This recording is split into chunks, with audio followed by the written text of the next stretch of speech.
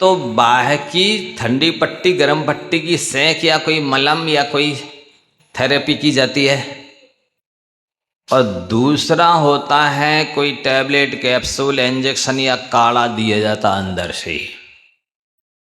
समझ रहे? वास्तविक शुद्धि सिद्धि स्वास्थ्य का लाभ अंतरंग मेडिसिन से होता है। बाह्य का कोई भी उपचार ही होता है, निमित्त ही होता है। आप सभी को अच्छी तरह ये बात समझ लेनी है। बिल्कुल फैक्ट है ये दृष्टांत स्किन का। आप इधर से पेन ड्राइव सीडी कैसेट कुछ भी जो लगा है निकाल दीजिए, फिर आप उस स्किन के ऊपर चित्र लाके दिखा दीजिए, बोलिए नहीं आएगा ना? वैसे ही आपकी कर्म का उदय उदीर्ण न होवे और कोई सुख या दुख देने में निमित्त बन जाए, ऐसा हो ही नहीं सकता त्रिकाल में, कोई भी हो।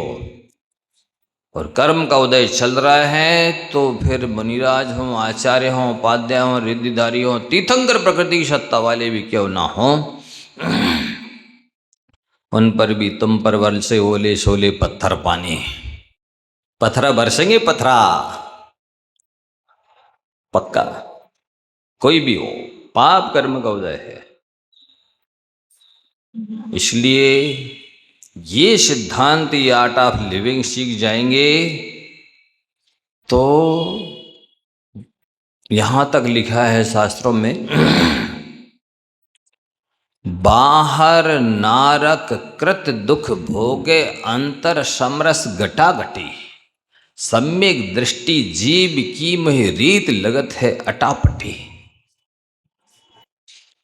बाह्य में नारकियों के द्वारा दी हुई पीड़ा को भोग रहा है, इसके बाद भी अंतर में समता रूप शांति रूपी रस का घटाघट पान करता है।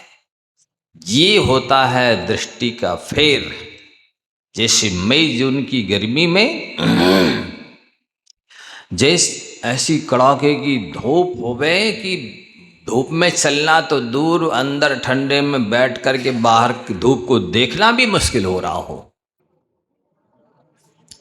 ऐसी स्थिति में यदि कोई काला या हरा चश्मा लगा लेवे तब फिर क्या होता है? फिर धूप में चल भी सकता है, चल सकता है ना? ये है दृष्टि का फेर। दृष्टिकोण बदलते ही सृष्टि बदली बदली नजर आती है। दृष्टि यदि समीचीन नहीं है तो वस्तु अच्छी होने पर भी खराब नजर आती है।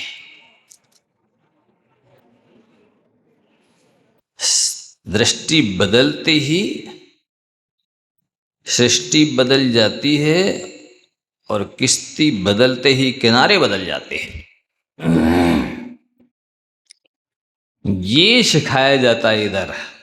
इन अज्ञानियों को क्या पता यहाँ क्या मिलेगा। अभी तो हमारे सीजन चल रहा है, दुकान का टाइम है, इसका टाइम है। आपको संसार की कोई भी वस्तु, चाहे चक्रवर्ती का वैभव भी क्यों ना हो, उसके पास भी शांति देने की कैपेसिटी, क्षमता नहीं है। वो लौकिक इंद्रियजन्य क्षणिक सुख दे सकते हैं, जिसे शास्त्रों में सुखाभास कहा जाता है, नकली सुख कहा जाता है। क्या बोला?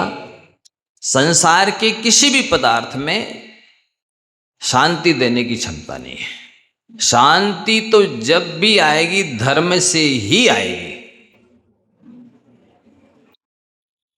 क्या सुबह भी बोला था ना कि जहां जहां शांति होगी वहां वहां सुख अवश्य होगा, लेकिन जहां जहां सुख है वहां वहां शांति हो, ये कोई आवश्यक नहीं, जरूरी नहीं है।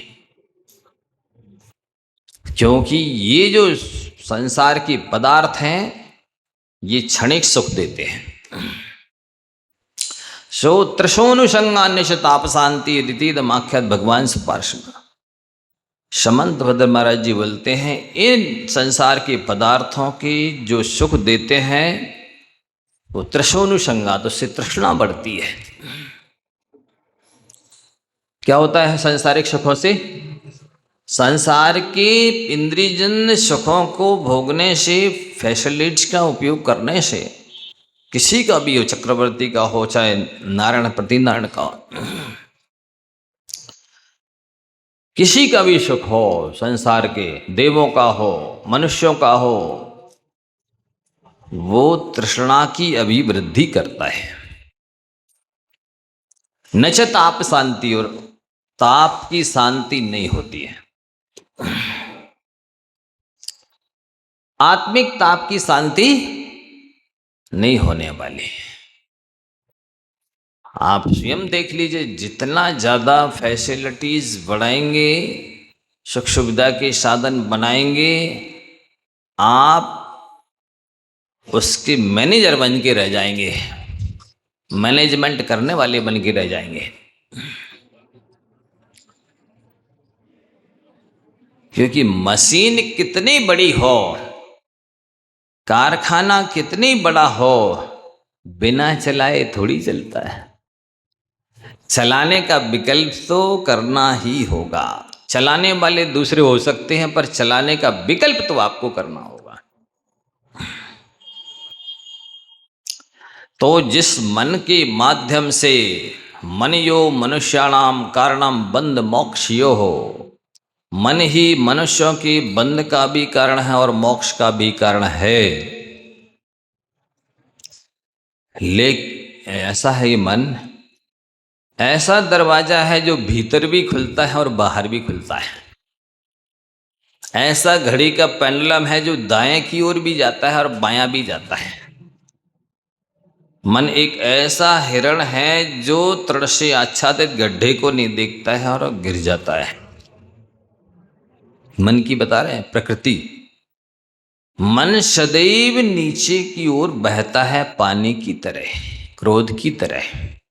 जैसे प्राया करके क्रोध अपने से छोटों के ऊपर आता है, पानी हमेशा ढलान की ओर जाता है, इसी तरह इस मन की प्रकृति या फितरत है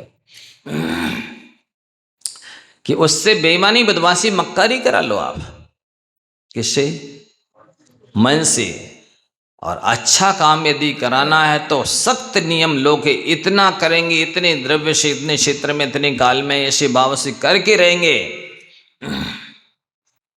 गिन गिन के किसी चीज को करोगे तो ही कर पाओगे, नहीं वो मन आपको पछाड़ देगा, टांग खींच देगा आपकी, गिरा देगा, आपको रोक देगा। अब इतना ही ठीक है, अब बाद में कर लेंगे, हमसे नहीं हो पाएगा, इस टाइप के विचार मन में आते हैं। देखना, जैसे किसी व्यक्ति ने सोचा अब तो अगले बार हम 10 लक्षण में 10 उपवास करेंगे, अभी मन में आ गया। अब जैसे ही 2 महीने रह गए, अब वो कहता 10 नहीं यार 5 कर लेंगे। अब 1 महीने रह गया, वो कहते 5 नहीं, अब अष्टमी चतुर्दशी को 2 उपवास कर लेंगे, बाकी 21 कर लेंगे। अब कल से 10 लक्षण लगने वाले हैं, कहता है यार चतुर्दशी का खाली कर लेंगे उपवास, बाकी 21 कर। इस टाइप का नेचर मन का है। तो मन ही मनुष्यों की बंध का भी कारण है और मोक्ष का भी कारण है। मन मनुष्यों के लिए वरदान भी है और अभिशाप भी है। लेकिन है मन ऐसा उन मेंढकों की तरह जिनको तराजू पर तोलना मुश्किल है। बांट रखा है, अब उतनी बाट की मेंढक रखना है इस तरह, एक को रखो तब तक दूसरा उचक जाता है, दूसरे को रखो तब तक तीसरा उचक जाएगा। ऐसी स्थिति इस मन की है। वास्तव में मोक्ष मार्ग में और कोई साधना नहीं की जाती है, मन कोई मांझा जाता है, मन कोई मजबूत बनाया जाता है, मन कोई एकाग्र किया जाता है। सारी साधना मन की होती है। क्यों? क्योंकि बैंक बैलेंस सरल है, बैंक बैलेंस बनाना सरल है, ट्रेन का बैलेंस बनाना सरल है, क्रेन का बैलेंस बनाना सरल है, फ्लाइट का बैलेंस बनाना सरल है, फैमिली का बैलेंस बनाना सरल है, समाज का बैलेंस बनाना सरल है, और ट्रेन और क्रेन से भी ज्यादा कठिन है ब्रेन का बैलेंस। कठिन क्या है? Brain balance. बाकी के सारे बैलेंस आप देखो ना, फ्लाइट चलाने वाले चलाते ही हैं, ट्रेन चलाने वाले चलाते ही हैं, क्रेन चलाने वाले चलाते ही हैं, फैमिली के जो बैलेंस है वो भी बना के रखते हैं, समाज के भी होते हैं, मुखिया मुकद्दम, हाँ, सरपंच इत्यादि, वो समाज का बैलेंस बना के रखते हैं, मुख्यमंत्री प्रधानमंत्री इत्यादि देश और प्रदेश के भी बैलेंस बना के रखते हैं ना। ये सारे बैलेंस सरल है, लेकिन ब्रेन बैलेंस, मानसिक संतुलन, ये सबसे कठिन है। मन व्याकरण की दृष्टि से नपुंसक है और कार्य क्षेत्र की दृष्टि से भी नपुंसक है, लेकिन उस नपुंसक से मूछ वाला पुरुष हार हुआ है, पस्त पड़ रहा है, परास्त हो रहा है, घुटने टेक रहा है। ऐसा है। तो मन के हारे हार है, मन के जीते जीत। व्यक्ति हारने से पहले मन से हारता है, बाद में तन से हारता है, पार डाल देता है। और मोक्ष मार्ग की साधना तन के आश्रित कम, मन के आश्रित ज्यादा है।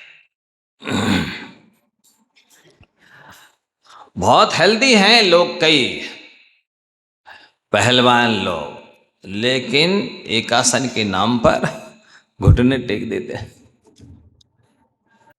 उपवास के नाम पर घुटने टेक देते हैं। सिंह की मूछ का बाल उखाड़ने में सक्षम लोग स्वयं की मूछ के बाल उखाड़ते समय पानी आ जाता आंखों में। इतना बल रखते हैं कि सिंह की मूछ का बाल उखाड़ के ला सकते हैं, लेकिन स्वयं की मूछ के बाल उखाड़ने में आंखों में पानी आ जाता है। तो मन व्याकरण की दृष्टि से मनः मनसी मनांसी, मनः मनसी मनांसी, ऐसे रूप चलते नपुंसकलिंग में। और कार्य क्षेत्र की दृष्टि से भी मन भोगों का भोग नहीं करता, इंद्रियां भोग भोगती हैं और मन प्रेरित करता है, और इंद्रियों को भोग भोगते हुए देखकर खुश होता है। जैसे नपुंसक प्राणी में भोग भोगने की सामर्थ्य नहीं होती है, बस कोई भोग रहा हो तो वो देख के ही खुश होता है, संतुष्ट होता है, बस ये भोगने के भाव कर लेता है, बस ऐसा है। तो 28 मूलगुणों में मन को किसी मूलगुण में नहीं रखा। 5 महावृत, 5 समिति, 5 इंद्रिय विजय, 15, 6 आवश्यक से 7 गुण। मन कहाँ आया बताइए? 28 मूलगुणों में मन को नहीं लिया।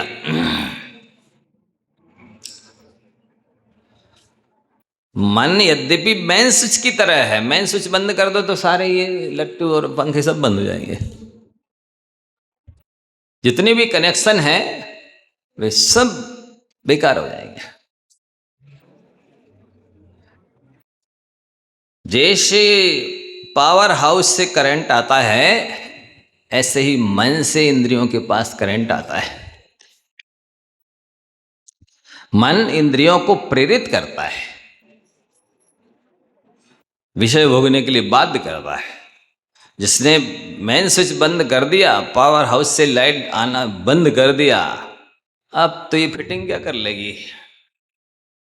उजाला हो जाएगा इस फिटिंग से, पंखा चल जाएगा जब करंट ही नहीं आ रहा। तो मन को संभालना आवश्यक है। मन के दास और मनोजयी कौन होते हैं बताइए? इसकी पहचान कौन है कि इनके बस में मन है और ये मन के बस में है? बोलिए, कोई बताएगा? हैं? इतने धीरे से बोले जैसे आज उपवास हो गए।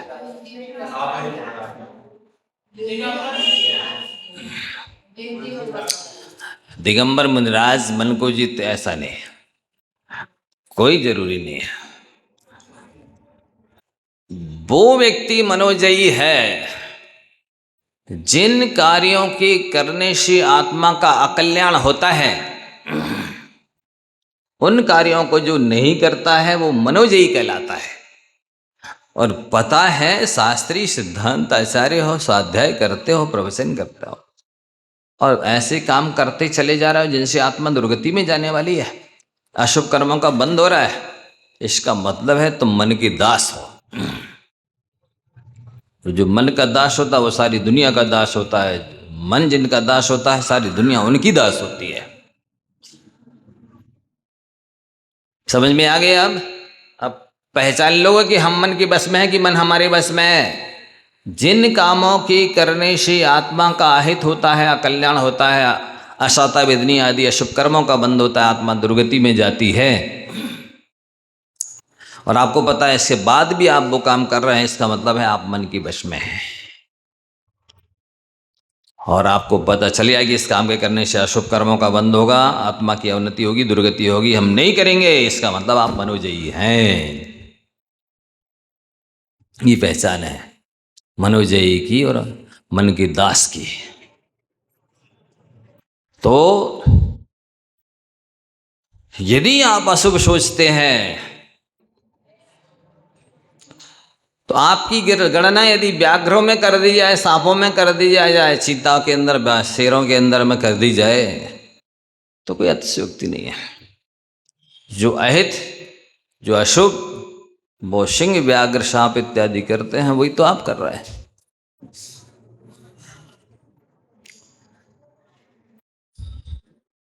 यदि आपका अहिंसा का त्याग नहीं है तो आप में और शेर में कोई अंतर नहीं है, आप में और व्याघ्र में कोई अंतर नहीं है, आप में और चीता में कोई अंतर नहीं है, आप में और सांप में कोई अंतर नहीं है, आप में और बिलाव में कोई अंतर नहीं है।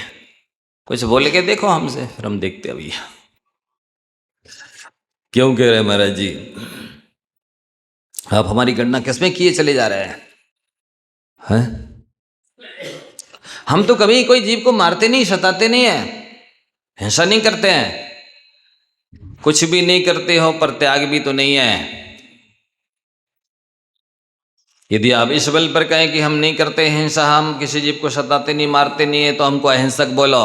तो जिस समय सिर सो रहा है, व्याघ्र सांप सो रहा है, किसी जीव को नहीं सता रहा, नहीं मार रहा, उस समय आपको उसको महावीरती मानना पड़ेगा।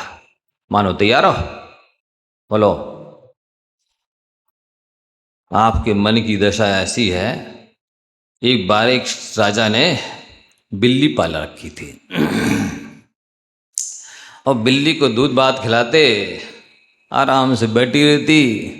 सो राजा साहब भागवत की वासना करते, सो बिल्ली के सिर पर दीपक जला के रख देते, वो इतनी शांत बैठी रहती थी। वो जय सिंह राजा बोले कि देखो मंत्री, हमारी बिल्ली भी शाका, मतलब कहना चाहिए कि व्रती जैसी है, ये अहिंसक बन गई है, ये निष्पाप हो गई है। मंत्री ने सुन लिया और एक दिन धीरे से चूहा छोड़ा और उसके आसन कर ऐसे हिल गई जरा बिल्ली, दूसरा छोड़ा और एकदम से जाग गई, और तीसरा छोड़ा, सो झपाटा मारा उसने चूहे को, दीपक गिर गया भागवत के ऊपर, सब गंदा हो गया प्राण। ऐसी मन की गति है आपकी। जब तक इंद्रिय के विषय नहीं आए तब तक शांत, ऐसे चलने लगती आगे, जैसे ही कोई आता है तो। हाँ? इसको कहते हैं व्रत, इसको कहते हैं शांत बना। लेकिन बेशक तो हमको गुस्सा नहीं आता है, लेकिन पर कोई छेड़ देता तो फिर हमसे रहा नहीं जाता है। भाषा अच्छी साधन है आपकी। हैं? वैसे तो हमको गुस्सा नहीं आता, तो वैसे किसको आता है? बिना निमित्त के किसको गुस्सा आता है? हैं? आप लोगों का तो बिना निमित्त के भी गुस्सा आ जाता है अपने आप। हैं? अरे साधना तो वही है कि जब गुस्सा के निमित्त मिले और गुस्सा नहीं आए तो साधना है।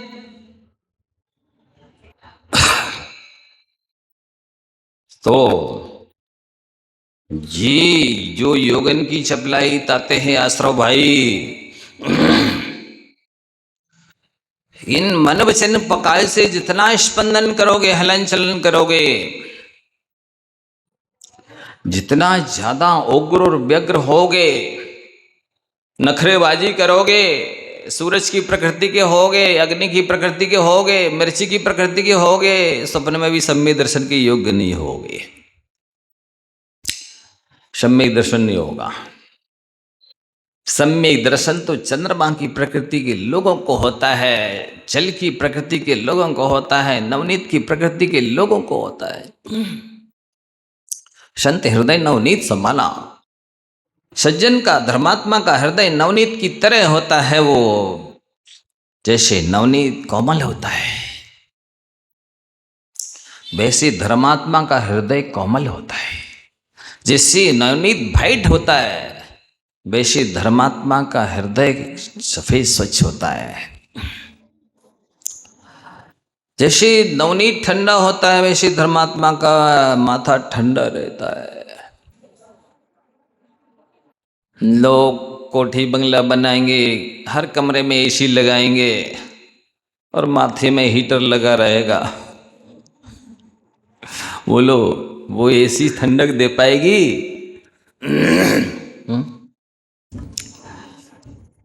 तन मन को नहीं दे पाएगी, क्योंकि माथा गर्म है। और माथा ठंडा होबे और एसी ना होबे, बोलो सुजीव सुखी रह सकता कि नहीं? तो फिर माथी ठंडा रखो ना, एसी काय को लगवाते? हाँ बोलो, उल्टा करते लोग। भी पढ़े लिख गए और खूब लाखों कमाने लग गए, सो फिर देखो आप सारी फैसिलिटीज जुड़ जाएगी और दशा वही होती है जैसी कंता घर रहे जैसी रहे विदेश, वैसे ही बिना एसी के रहते थे, वैसे एसी पे रहते हैं, एसी में रह करके भी सीसी करते रहते हैं। तो मल को संभालना, सुधारना, पवित्र करना। पवित्र मन ही तीर्थ है, लिख लो, पवित्र मन ही तीर्थ है। तीर्थों में जाके भी नोकझोंक चलती रहती है, वो पति पत्नी लड़ बैठते, वहां भी विषय के साथ नहीं छूटते हैं। मोबाइल ऑफिस तो चलती है, इसको तीर्थ यात्रा बोलते हैं? गणेश चौधरी जी महाराज एक बार शिखर जी जा रहे थे पैदल, तो उनकी धर्म माता चिरंजा बाई जी, उन्होंने एक नौकर रख दिया कर्मचारी की, बाबा जी का भोजन बना दिया करेगा, टहल सेवा कर दिया करेगा। जा रहे थे लेके, अब भोजन उसका पसंद नहीं आया वर्णी जी को, सात प्रतिमा थी उसमें। सब बोले तेरे से भोजन बनाने नहीं आता है, तू ऐसा नहीं करता वैसा नहीं करता, जा, हमको तेरी जरूरत नहीं है। लौटा दिया। अब दूसरे दिन खुद भोजन करने बनाने बैठे, सो हाथ काले मुंह काला आंखें लाल और भोजन बिगड़ गया और 3 घंटे लग गए। हाँ, और भोजन के बाद थक गए, सो विश्राम किया, सो स्वप्न आया, क्यों वर्णी तुम सम्मेद शिखर जा रहे की यात्रा करने जा रहे हो कि नरक की यात्रा? तुमको समता रखनी चाहिए थी, पवित्र भाव बनाने चाहिए थे, पवित्र तीर्थ की वंदना करने जा रहे हो, इतनी नौक झोंक की कि वो कर्मचारी को भगा दिया तुमने। ये है धर्म ध्यान। तो इसी तरह से इन संसारी प्राणियों की दशा है कि वे उद्देश्य को भूल जाते हैं। हम किस लिए तीर्थ यात्रा करने आए हैं, हम किस लिए मंदिर आए हैं, हम किस लिए पूजन कर रहे हैं, हम किस लिए अभिषेक कर रहे हैं, हम किस लिए जाप कर रहे हैं, उद्देश्य तो भूल ही गए। और वही विषय कषाय के पोषण का साधन उन्हें भी बना लिया। तो बोलते हैं कि वो दशा ऐसी हुई कि विनायकम कुर्वाणो रच्या मास बानरम। एक व्यक्ति ने गणेश जी बनाने का मन बनाया और बनाते बनाते कौतूहल सूझा सो उन्होंने बंदर बना दिया। गणेश जी के स्थान पे बंदर बना दिया। इसी तरह से चले थे, पुण्य बांधने के, कुछ कर्म काटेंगे, आत्महित करेंगे, और वो जिसको बेस को धारण किया था उसी को ख्याति पूजन लाभ का साधन बना लिया, विषय कसाय के पोषण का साधन बना लिया। इसलिए आचार्य कहते हैं क्या कर रहे हो ये महत्वपूर्ण नहीं है, क्यों कर रहे हो ये महत्वपूर्ण है। क्या बोला? क्या कर रहे हो ये महत्वपूर्ण नहीं है, क्यों कर रहे हो ये महत्वपूर्ण है। ये तो प्रश्न उठाओ अपने से। दशानन ने अपने लंका में बने शांतिनाथ जिनालय में धोती दुपट्टे पहन करके स्फटिक की माला लेकर के कितनी जाप की, शांतिनाथ नमोकार की, कि राम की सेना में पता चला कि रावण तो बहुरूपणी विद्या सिद्ध करने के लिए बैठा है। तो इस राम की सेना के जो अंगद, नल, नील, हनुमान इत्यादि थे,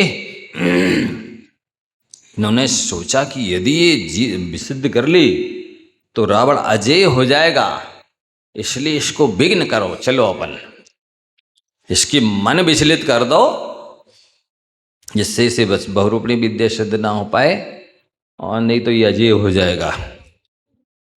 तो कुछ लोग चले भी गए और उन्होंने इतना उपद्रव किया, लंका में अनेक तरह उपद्रव किया, तोड़ फोड़ की और लोगों को परेशान किया। और जब वहाँ के मणिभद्र और पूर्णभद्र यक्षों ने कहा, इनकी सेना में आकर के बुलाना दिया कि आप लोग की सेना में ये क्या कर रहे हैं लोग, अनीति अन्याय, वो तो धर्म करने के लिए बैठा है। तो राम की कटक की जो रक्षक देव थे उन्होंने फटकार लगाई कि तुम अन्यायी का पक्ष लेते हो, वो धर्म कर रहे हैं, कि एक न्याय नीतिवान की पत्नी को छुड़ाने के लिए बहुरूपणी विद्या सिद्ध कर रहा है। तो उन्होंने कहा चलो ठीक है, गलत कर रहा है तो आप उसी को परेशान करो, लंका वासियों को क्यों परेशान करो। तो फिर गए, फिर उसका रावण की विक्रिया से पत्नी मंदोदरी को लाए, बाल पकड़ते हुए, ले रावण तेरे अंदर भुजाओं में ताकत छुड़ा ले, तेरी पत्नी को हम लेके जा रहे हैं। रावण का दुपट्टा खींच लिया, माला तोड़ डाली, लेकिन रावण तो रावण, ऐसी एकाग्रता जरा भी विचलित नहीं हुआ। आचार्य रविशरण महाराज जी बोलते हैं, लिखते हैं, काश ऐसी एकाग्रता यदि मणि बन के करता, ऐसा ध्यान तो मोक्ष प्राप्त कर लेता, इतनी एकाग्रता थी। तो क्या कर रहा था ये महत्वपूर्ण नहीं था, क्यों कर रहा था ये महत्वपूर्ण था। आप सभी को मैं सतर्क कर रहा हूं कि आप क्या कर रहे हैं ये महत्वपूर्ण नहीं है। नहीं तो महाराज हम तो 3 घंटे से पहले नहीं मंदिर से निकलते, सुबह जाते हैं, हमें तो 3-4 घंटे लग जाते हैं। इतना अभिषेक पूजा शांति धारा जाप साधना ये करते वो करते, कई सुनाते हैं महाराज हम प्रति वर्ष कितने लाखों का दान करते हैं और प्रति वर्ष सम्मित चक्र की यात्रा करने जाते हैं। ये माताएं बोलेंगी महाराज हमने इतने ये व्रत कर लिए, कर्मदान के कर लिए, 64 रिद्धि के कर लिए, 1234 कर लिए, सब कर लिए महाराज जी, हमारे अब बचे ही नहीं कोई, सब कर लिया, सब व्रत कर लिया, सारे कर्म जो कि तुम बचे हैं करे, हमने सब व्रत कर लिए। कर्मदान के व्रत कर लिए, कर्मों का दान बिल्कुल भी नहीं हुआ है।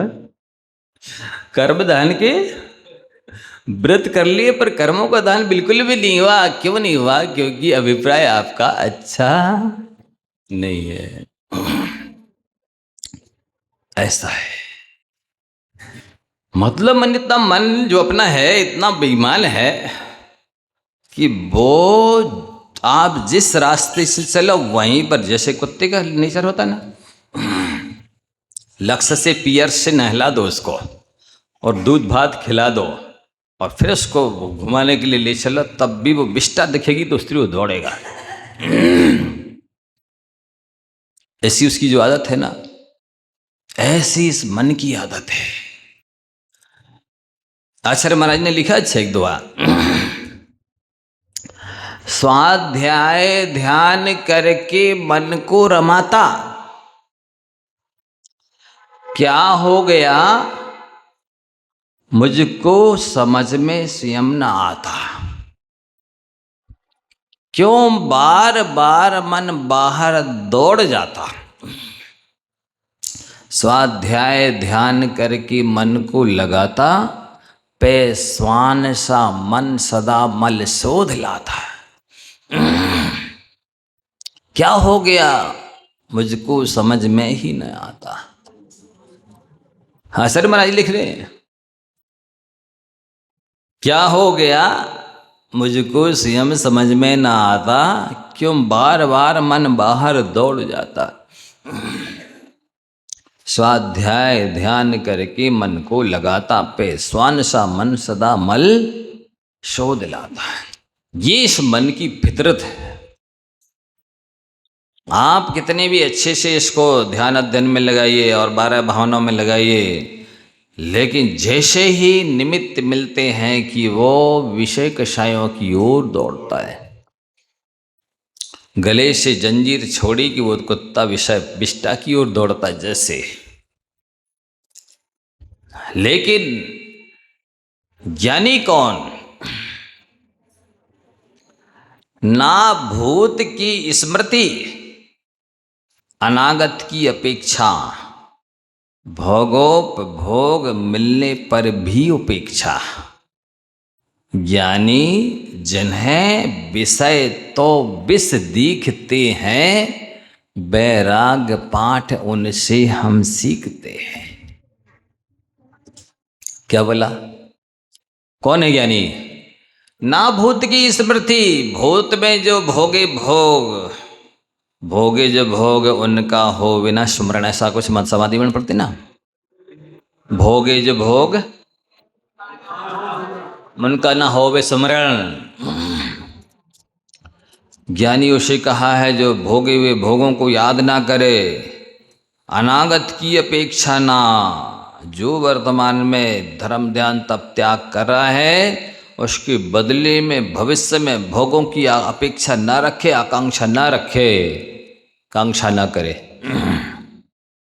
और वर्तमान में भोगोपभोग मिलने पर भी उपेक्षा नहीं चाहिए, वे हैं ज्ञानी। और दूसरा विशेषण दिया, ज्ञानी जिन्हें विषय तो विष दिखते हैं, ये पंच इंद्रिय के विषय नहीं है, विष के समान लगते हैं, वे ज्ञानी कहलाते हैं। क्या? ज्ञानी जिन्हें विषय तो विष दिखते हैं, बैराग पाठ उनसे हम सीखते हैं। उनसे बैराग की शिक्षा मिलती है। एसी में बैठकर स्वाध्याय कर रहे, आत्मा का ध्यान कर रहे, उससे बैराग्य की शिक्षा मिलेगी? उनसे क्या वैराग्य सीखेंगे? वे हैं वैराग्य की शिक्षा देने वाले की जिनकी आज शादी हुई है 10-10 पत्नियों से और रात व्यतीत हो रही है तत्व चर्चा के साथ। इधर से राग की बौछारें छोड़ी जा रही, उधर से वैराग्य की, और मदन पर आ जाए। जिन्होंने मदन को पराजय कर दिया उनको विचलित ना कर सकी वे 10-10 रानियां, वे हैं बैरागी। उनको स्मरण करो, धन्य है।